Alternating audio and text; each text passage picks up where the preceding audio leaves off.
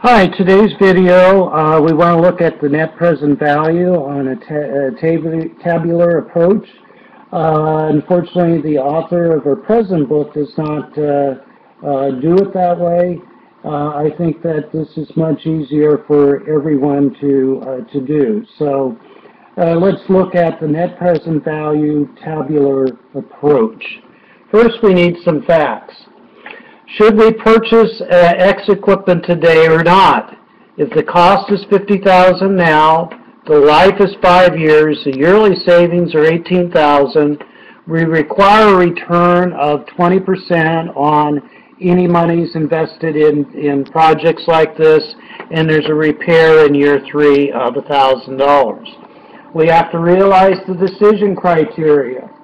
If the net present value is greater than or equal to 0, we accept the project. If the net present value is less than 0, then we will reject it.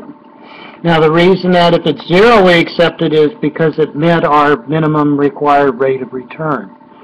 So let's look at the tabular approach. We'll start off with the item, which is the cost or the revenue.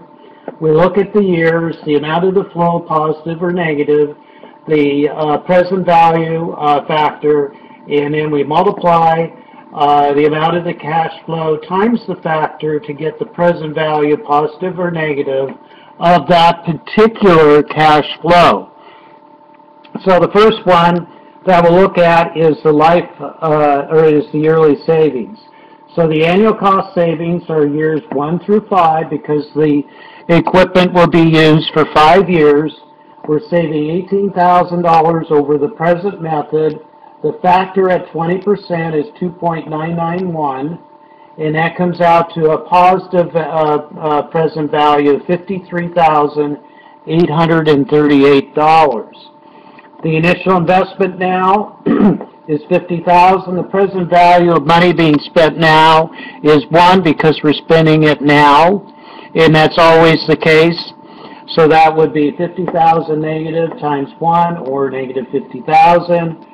A repair in year 3 is negative 1,000 at year 3, but present value of that is 0.579. So 1,000 negative times 0.579 minus $579. We add these three flows up, and our net present value for this particular project is $3,259 plus. So we would accept the project because it meets our minimum rate of return of 20% on invested capital. So again, when we have more than 1 year, the factor will be bigger than 1. When we have just a future year here, the factor will be less than 1. Let me repeat that because that is a clue as if you're doing it right or wrong. If the flow affects more than 1 year, the factor will be bigger than 1. If the flow affects only 1 year in the future, the flow will be less than 1. And that's important to realize when you're doing one of these tables. The tabular approach makes life much easier in figuring out should I or should I not accept the project. I look forward to seeing you in the next video.